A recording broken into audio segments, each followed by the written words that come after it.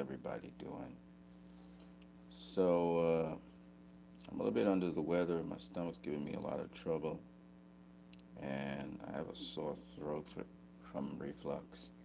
But I'm going to talk a little bit about a couple things, um, boxing, movies. As you know, I'm going to kind of couple them up today. I'm going to do it in a sort of quiet way. I'm not too sure how the volume on this phone is working, but it is what it is. I want to read something for you guys. It's from Isaiah 42. It's not the whole thing. It's just going to be a piece. Ooh-wee. Hey, people, check this out. This guy here, that's my grandfather. That's kind of cool. That's my grandfather. My dad's side of the family. Used to call him Papa. His name was Demonte. Anyways, Straight Fighter, what's up, man? What's up? You wanna chop it up with me?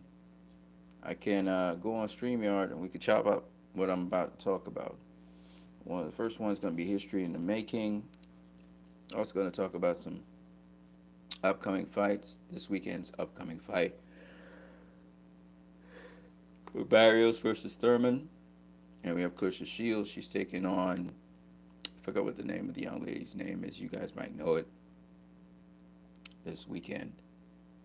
Um, Usually I'd be out selling or stuff today or working. Some streaming. You guys, I accept donations. It goes to my PayPal. I still haven't let you guys know what my PayPal is, but I'll put it somewhere in the content section somewhere, or maybe in the comments. We'll see. But we're gonna talk about some boxing, man. We can talk about anything you want to talk about as well, so you can bring up your topics that you want to talk about. I'm cool with that. Um, shit. Okay. All right.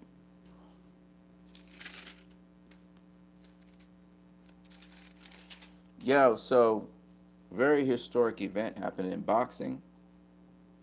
A very historic event, and I want to go through that in a minute. And it's not, of course, completed because the actual fight hasn't gone down yet. But we've got a mega event between Katie Taylor and Amanda Serrano. That's coming up, and they had their very first press conference, so it's on, and it's pretty exciting, to be honest with you. What I'm gonna do is I'm gonna unplug these headphones. I don't know if it'll affect. Oh, you know what? I'm gonna keep them in. I'm gonna keep them in. Hold on one second.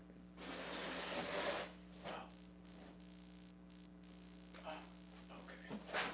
Ah, okay. Cool. There we go. Cool. Yeah. It's um. So I want to talk about that. That's a historic event that's happening in boxing. It's very historic. So we'll see how that goes down. Talk a little bit about that, and we'll talk a little bit about. I can't believe it's almost 4 minutes. We'll talk a little bit about also Keith Thurman, who you guys are picking, as well. We'll talk a little bit about um, movies, particularly the Snyderverse, as you can see there. Okay, I wanted to just read a very small piece of scripture from Isaiah 42, and then I'm just going to blast into the boxing, right? So this small piece, I'm going to try and make it minimal so that it's maximum, right? It says,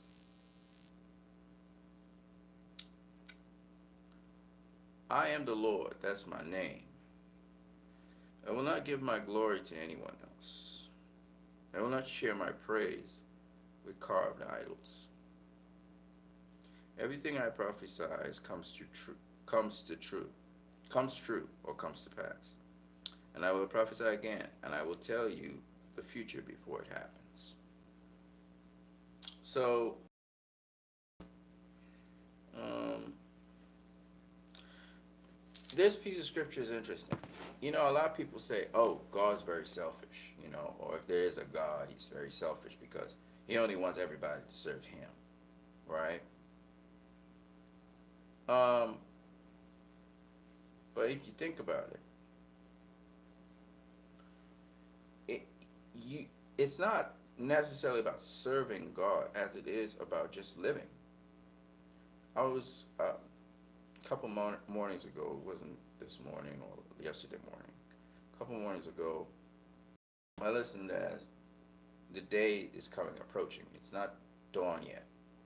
And you start to hear all these birds start to sing and chirp and sing. And to me, celebration of life, as people like to say, we celebrate life, whatever, is the same thing as celebrating God and giving him praise. Because to me, nothing can exist without him, you know? And there is a real God. That is, there is some being who brought all this stuff to be. And so why not celebrate that? Because that's where your source of life and strength and everything comes from. So why not? Now, versus idols. Now, why God is jealous of idols and stuff, and he's like, it's not he's jealous. It's an interesting term to use, jealous, but it's just that that stuff's fake. It's a creation. An idol's a creation. It's something that's created. Why would you serve that when it can't do you anything? It can't do anything for you. Why would you serve an idol? Something that's your creation, the work of your hands. So he went into detail about, you know, a guy, he's chopping wood. He uses some of the wood to burn so he can stay warm. He takes some of the other wood and he uses it for a fireplace to cook his food. But then after that, he takes the same wood and forms an idol out of it, right? Or stone, or whatever you want to call it. And then he worships that thing. That's dumb. You know what I mean? Now, here's the other thing.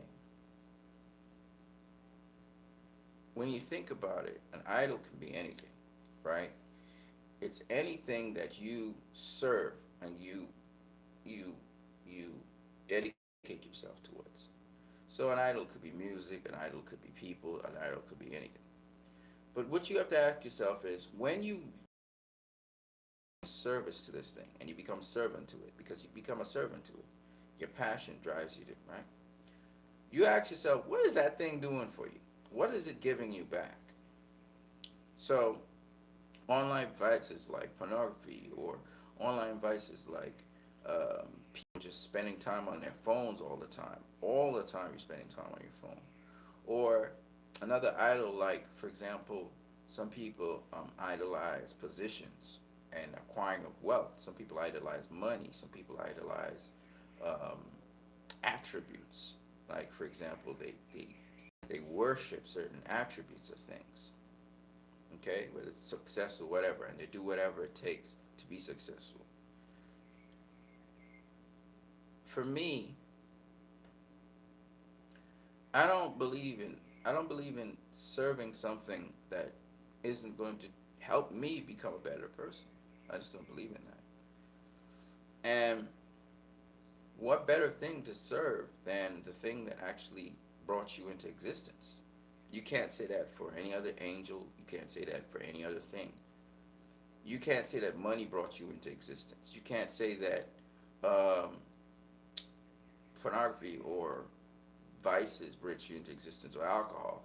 You can't say that wealth brought you into existence. You can't say that um, some person brought you into existence. They were a vehicle, but they didn't bring you into existence, and they don't maintain you. They don't maintain you right now. We're alive right now. They're not maintaining you. So, I mean,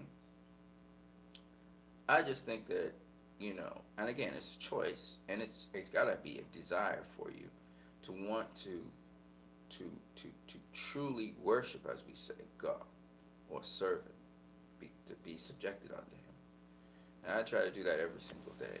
I believe it's something that I think it's just critical. I mean, your existence is based on of God, in my opinion. So that's what I wanted to talk to you guys about. Let's talk about a historical event between Katie Taylor and Amanda Serrano. Man, I was watching the press conference. It was really dope. Again, Amanda Serrano is so humble. She's accomplished so much in the sport of boxing, but it's really good to see it pay off for her. She's been in the sport longer than most of the women out there in boxing. She's like, you know, one of the pioneers in so many different ways, and now she's getting this epic payday. I'm very happy for her. You know, thanks to Jake Paul and Jake Paul Promotions, she's getting an epic payday. And in addition to that, Katie Taylor's also getting an epic payday. Katie Taylor's one of the new breeds. She's more contemporary Clarissa Shields. I think she's a little bit after Clarissa Shields, but she's somewhat like a contemporary of her. And so it's big for women's boxing. I think this is the biggest fight in women's boxing. I think Clarissa Shields, I think a number of different people said that. And we may get Clarissa Shields also versus the lady who beat her in the amateurs. So that'll be another big fight. But if you're not excited for women's boxing, because I know there's a lot of guys out there that are not really excited about women's boxing, but I find that women's boxing is quite entertaining. Of course, it's you know, there are now women with much more skills coming to the table in boxing, but it's still something where it's still not quite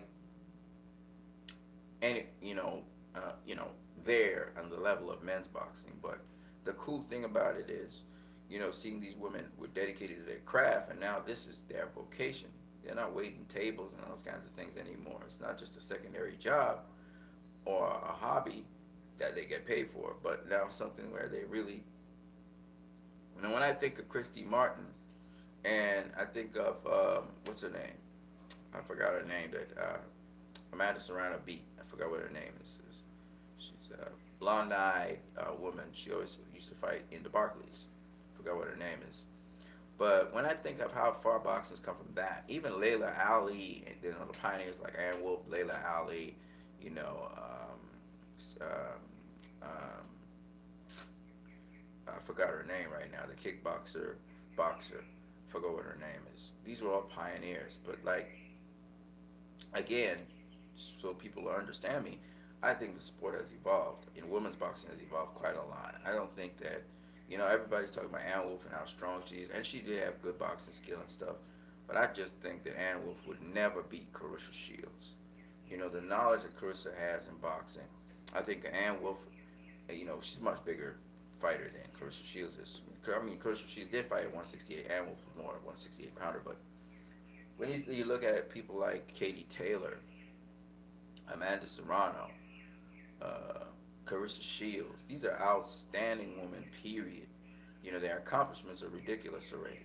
Of course, back in the day, they didn't really have undisputed in women's boxing like that. You know, the sanctioning bodies and so on started embraced women's boxing a lot more now than back then. So there's a lot of evolution to women's boxing. It's evolving by leaps and bounds. And to see now somebody getting a seven-figure payday, sorry, is just dope. Two women going to get seven-figure paydays. That's great. That's great for boxing, you know. And just recently, their Clarissa Shields signed a seven-figure payday by sports. So they're really starting to now rake in the cash, and the cash is kind of moving across now to women's boxing. And I'm really, really, really impressed with what I'm seeing in women's boxing. And it's strange because, you know, when you talk boxing with people, they always feel like boxing has been de-evolving or something, you know? And that's not the case at all. Boxing has been evolving from since the 1900s all the way till now. Glove boxing has been evolving all the time. It has been. And the evolutions has always been for better. I just really appreciate what I see. You know, Clarissa Shields was training with Floyd Mayweather in Mayweather Boxing Gym a little bit, and she got to see the work ethic mindset of Floyd Mayweather, and I think that's just great as well because those are two people from Michigan. Floyd's from Grand Rapids, Clarissa's from Flint, and Floyd gives Clarissa little tips and different things, you know, to bring to the table for her. She's going to be going across to the UK to do her fight, to defend her titles. I believe it's at 154. And so I'm looking forward to that. Of course, we also have Cecilia Brancas, who was another pioneer who kind of pushed the stuff down the road. And there's some really excellent boxers like Hannah Gabriels and the Southpaw from Jamaica. And, you know, there's several really good boxers. In fact, there's Sinicio Estrada is another exciting boxer to look out for. Very exciting, much smaller weight division, but very exciting boxer as well.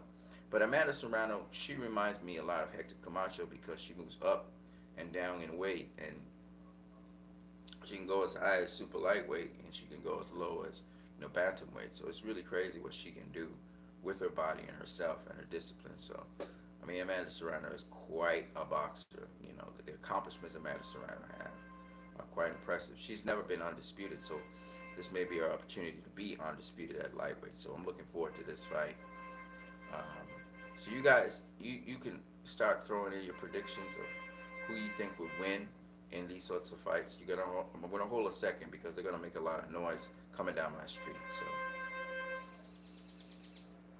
sorry, I'm not in a studio. I'm in an open space. They're gonna make a lot of noise coming down the street right now.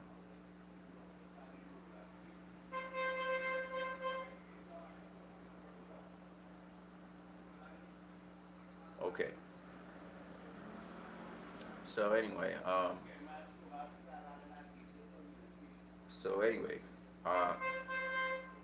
dude, why?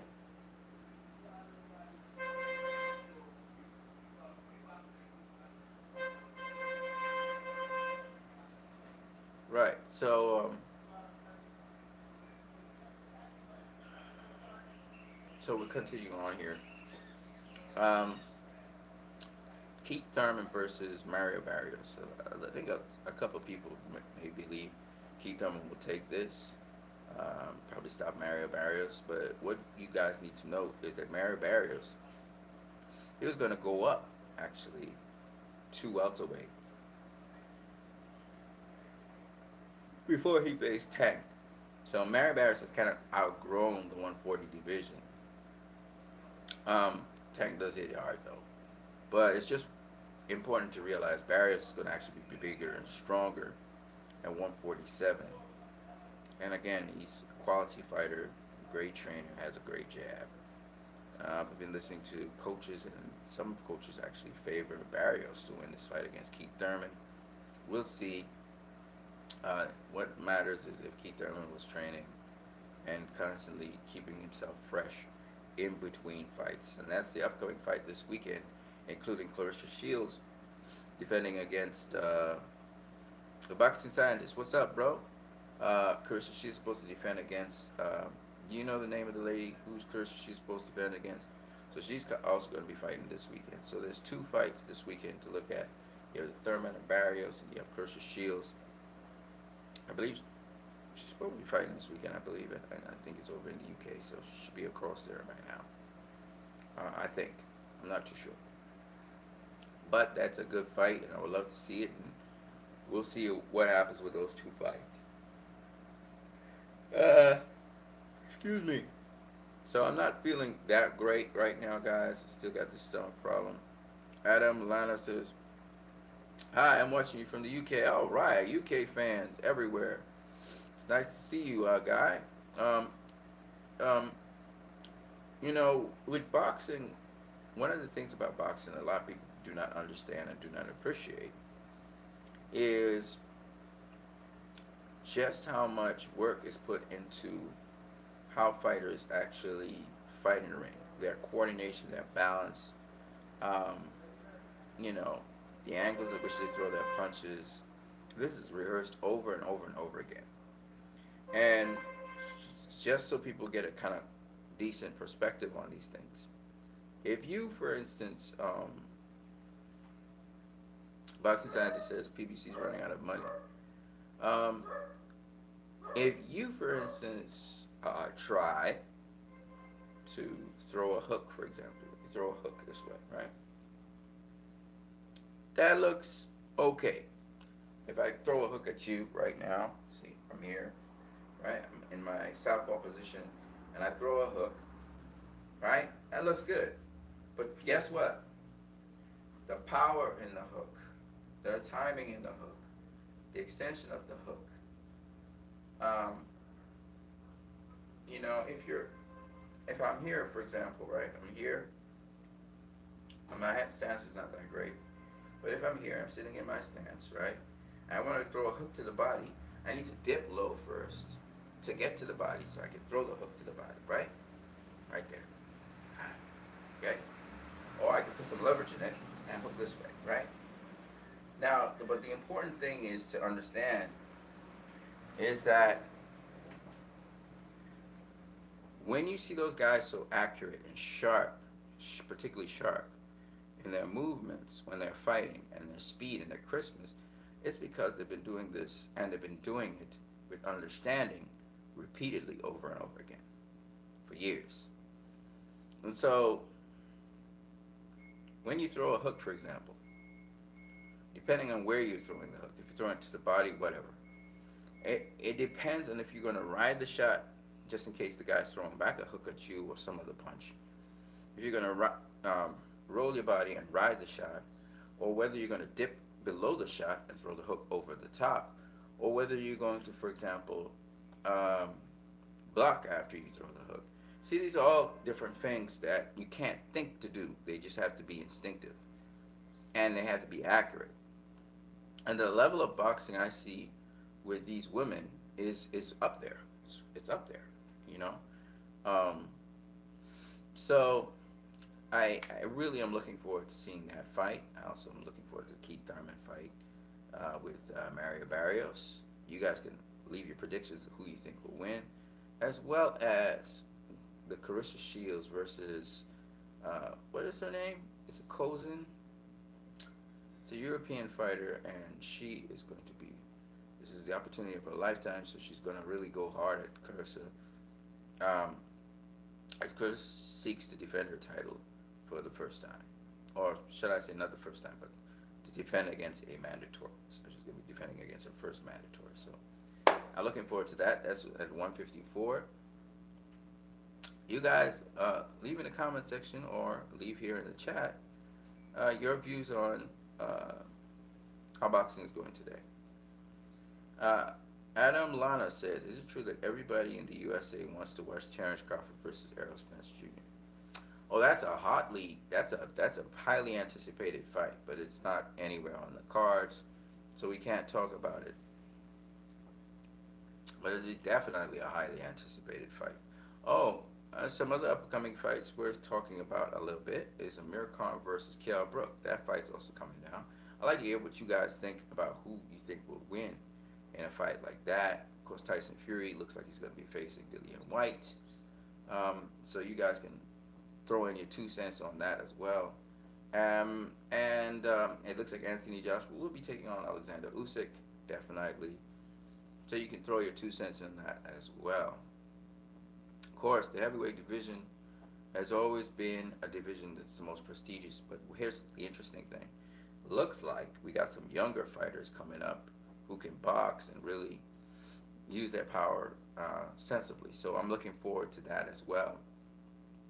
Hopefully the heavyweight division will, get better and better over time. A lot of people are kind of joining the boxing late in their careers, though. But the ones who probably started off when they were younger, I think they would be at an advantage over those who started off late, depending on how you see it. So let me hear what you guys got to say.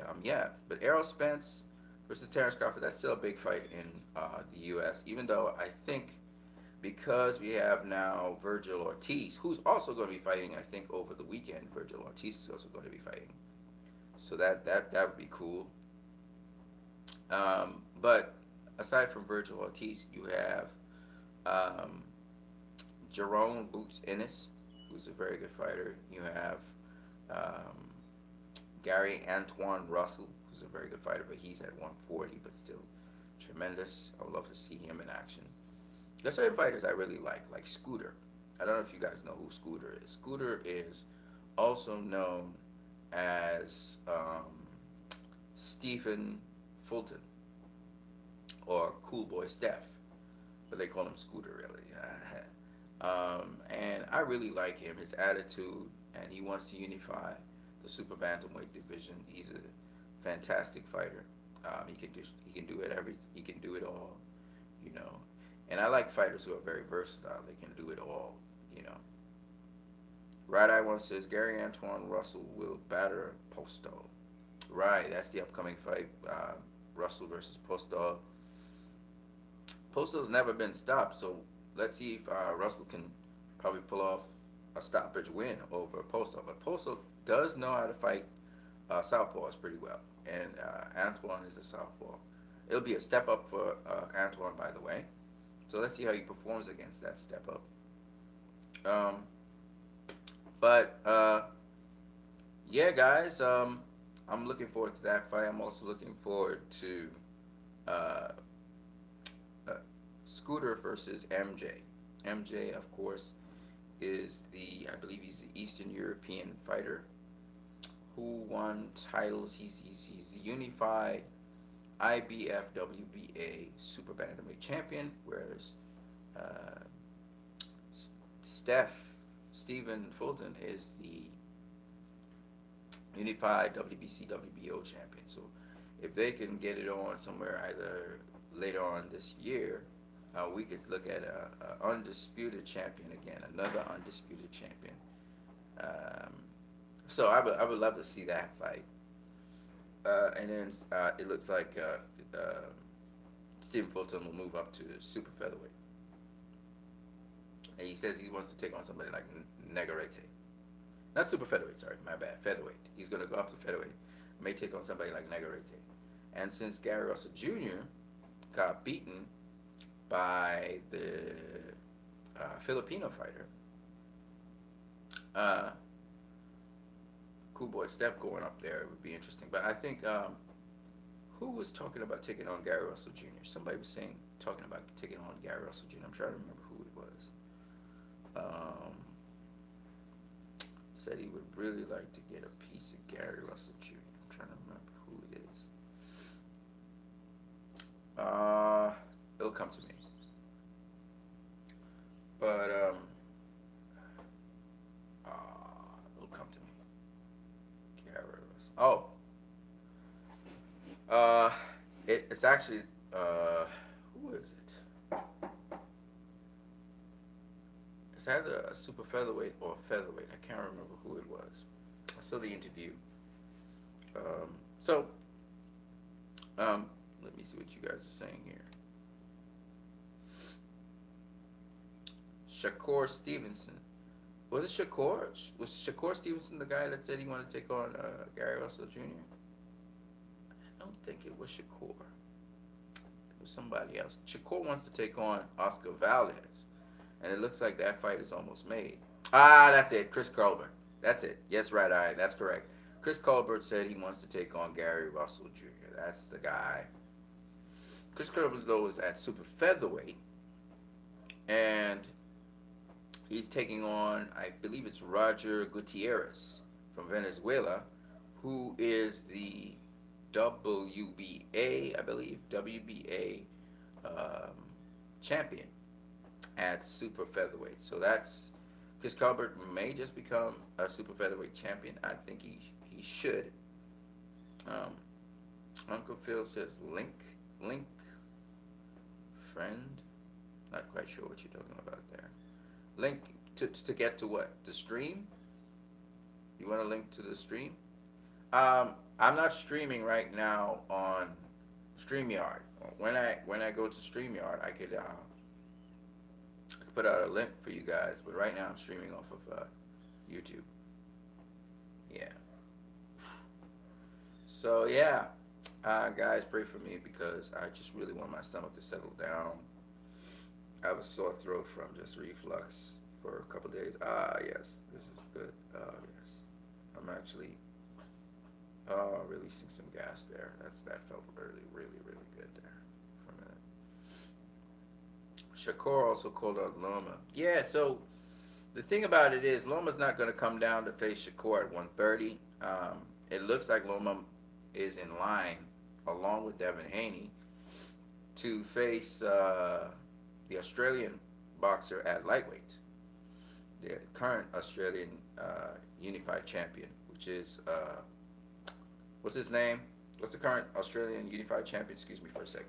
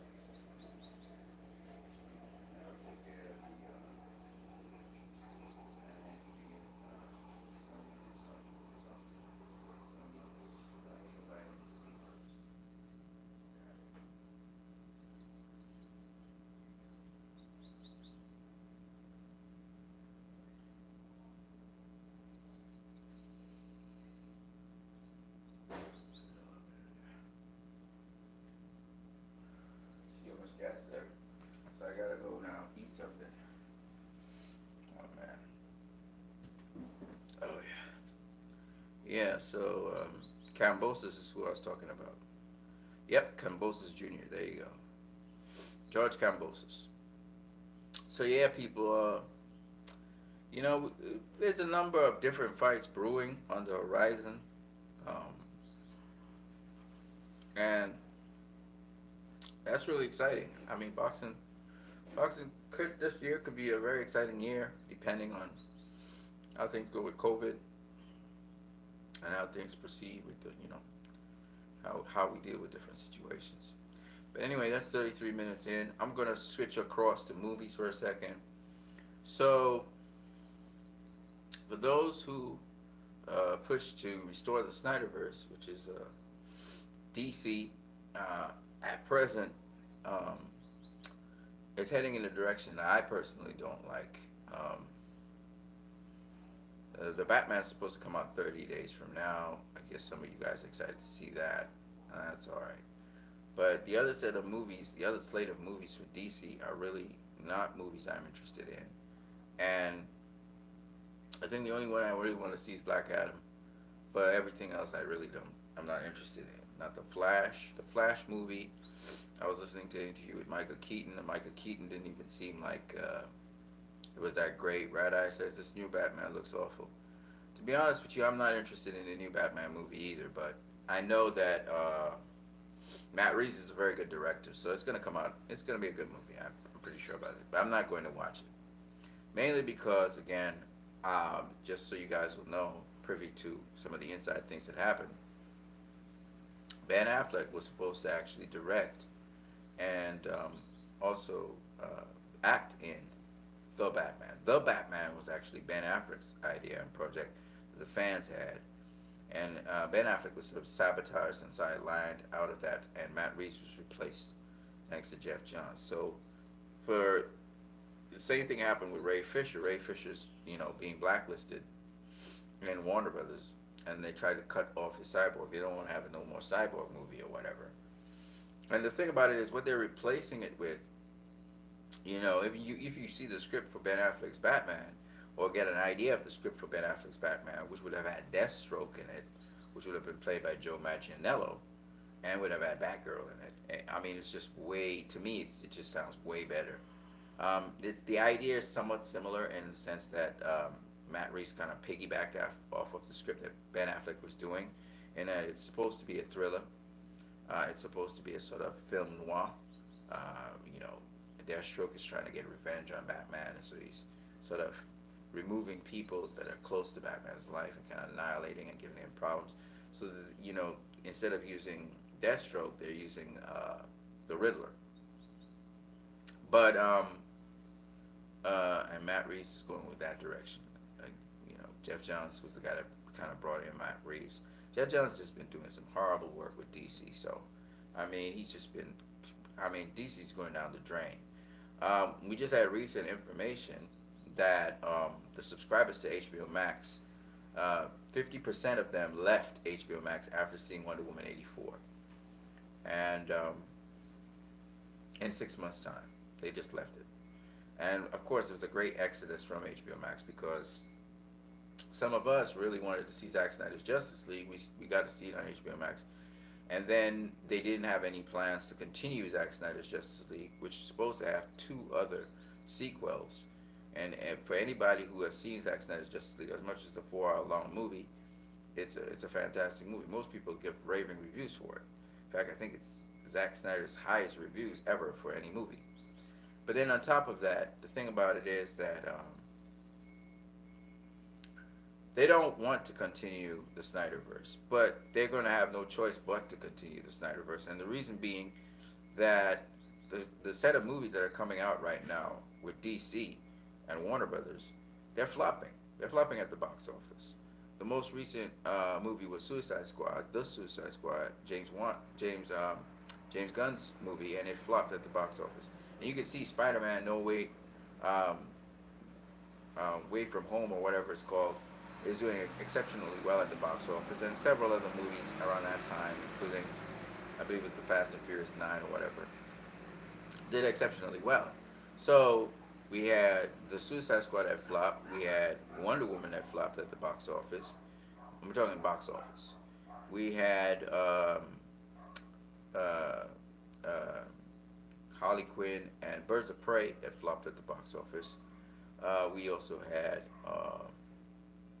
Mortal Kombat that flopped at the box office. We had also Shazam actually did pretty good, and of course Joker did pretty good. But Joker's not a DCEU film. But Shazam did okay. It broke even and made a little profit. Aquaman wasn't the Aquaman that we were supposed to get. It was a totally different story. Jeff Johns again changed that up because after Justice League flopped at the box office. Now, what I'm trying to get you guys to understand, as a DC fan and somebody who likes DC, and you know, we had a stream on here, and a full-fledged Marvel fan said, you know, Zack Snyder's a great director. It's just Warner Brothers just messing up their own stuff, and they're not producing good films. And to hear a Marvel fan say that and agree with DC fans about this is amazing. And the thing about it is, people always talked about Man of Steel wasn't good or Batman v Superman wasn't good. Well, Batman v Superman and Man of Steel grossed more money than every single movie from Shazam all the way down to now. In fact, Warner Bros. Has been losing money at the box office when it comes to these movies. And to get some more confirmation, and Michael Keaton, he's supposed to be a Batman in The Flash, and he's not. He doesn't seem very enthusiastic about it. The way how he responded to the guy about, are you excited for people to see different types of Batman? And he was like, I was excited to do the role, but I can't really say I'm excited for people to see the different kinds of Batman, which is weird to hear him say. And then on top of that, now we learned that 50% of the subscribers to HBO Max left it after Wonder Woman 84. That's not good. You know, Wonder Woman 84 soured their taste buds, and they was like, nah. Now, what happened was, Zack Snyder's Justice League, the movie that came out, first of all, it had record sales in DVD and Blu-rays, and then it also was madly viewed online in digital media. But on HBO Max, some people actually subscribe to HBO Max just to see it. A lot of people now have canceled their subscriptions because there's no plan by the present regime in Warner Brothers, which involves Toby Emmerich, Walter Hamada, and Ann Sarnoff, and people who are associated with Jeff Jones as well.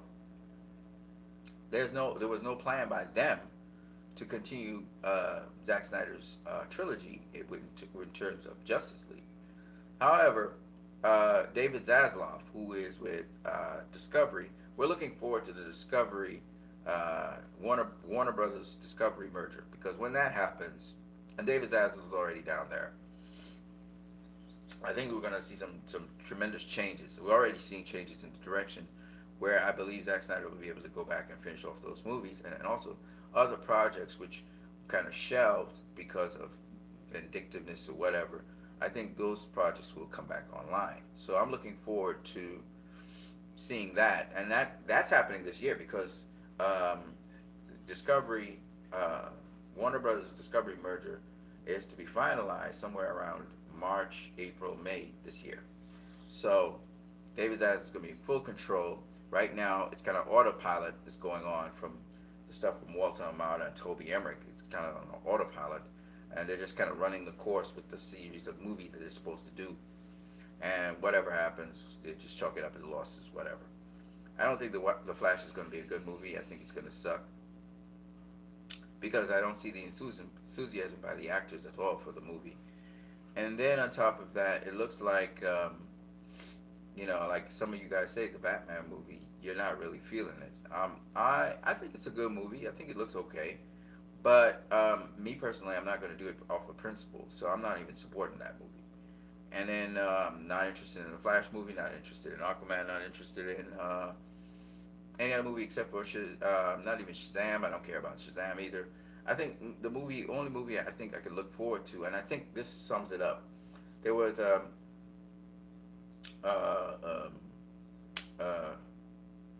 gentleman, something Emmerich is his name, Reginald Eric Emmerich or something like that, who said, the Marvel movies, the DC movies, they all seem to be the same. There's no real creative juices going on there. Nobody pushing the anvil and saying something different, Like, for example, I'm not talking DC and Marvel, I'm just talking comic books in general. When this movie came out, what's it called? It was Unbreakable, and then the sequel to that was, I forgot what the sequel to it was called. And then the sequel to that was Glass, right? I'm trying to remember the second one. I can't remember what the second one was named. The guy who was the Beast. Anyway, that was great. Shia McKnight, he did good work. And my point being that you want unique takes on things. Zack Snyder's Justice League was a unique take on the superhero genre. His Superman was a reimagining of Superman. It was a very original take on it.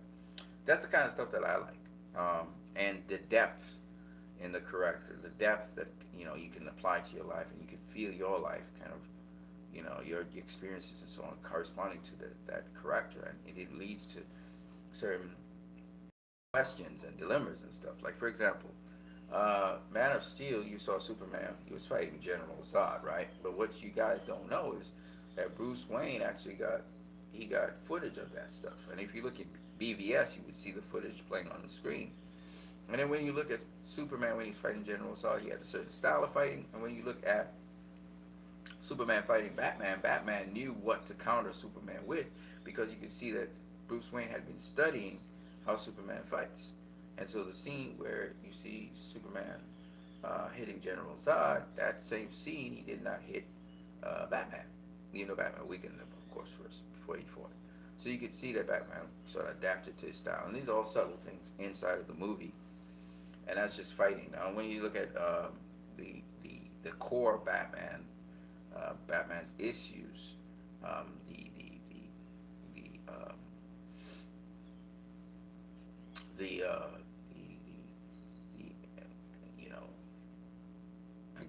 against foreigners kind of attitude that Batman had and so on.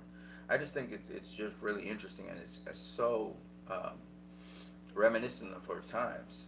So I really enjoy those movies. Batman v Superman, the Ultimate Edition, is to me a masterpiece of cinema. I guess some people think that Zack Snyder's Justice League is a masterpiece of cinema as well, and some people think Man of Steel is. But quite frankly, I like those movies because they challenge you and they make you think and reflect on your own life and how you treat other people. And I just think that is the kind of thing that I'm really interested in. I like how Zack Snyder doesn't really focus so much on the powers, but on the individual, the personalities, the people.